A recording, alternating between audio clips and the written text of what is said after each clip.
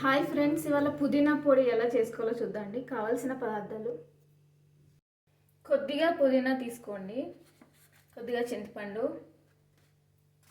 1 spoon మినప్పప్పు అండి, 1 spoon నువ్వుల పప్పు, కొద్దిగా సాల్ట్, కొద్దిగా బెల్లం అండి. ఇందులో ఫ్లాక్స్ సీడ్స్ తీసుకోవాలి. నేను పొడి తీసుకుంటున్నానండి కొద్దిగా టేస్ట్ కోసం. ఫ్లాక్స్ సీడ్స్ ఇందులో మిక్స్ చేసుకుని తింటే చాలా బాగుంటుందండి. ఇంకా తినలేని వాళ్ళకి కూడా ఇది హెల్త్కి చాలా మంచిది, డైజెషన్ బాగుతుంది. ఇది డ్రై రోస్ట్ చేస్తున్నానండి నేను అన్నీ.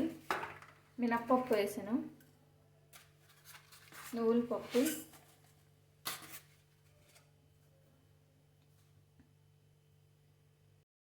ఎండుమిర్చి అండి 4 వేస్తున్నాను నేను.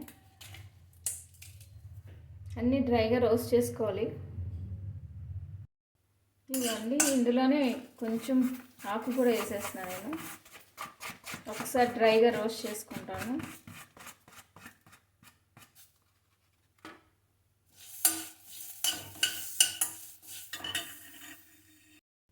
ఇదిగోండి అన్నీ ఫ్రై అయిపోయింది, మొత్తం డ్రైగానే ఫ్రై చేసుకున్నాను నేను, ఆయిల్ ఏమీ వేయలేదు.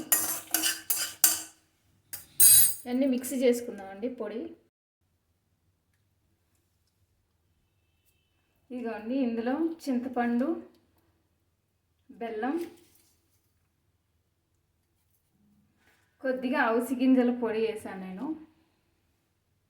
విడిగా తినలేని వాళ్ళు అవిసె గింజలు ఇందులో వేసుకొని మిక్స్ చేసుకుని తింటే చాలా ఈజీగా తినొచ్చండి. అన్నీ మిక్స్ చేసి పొడి చేసుకుందామండి.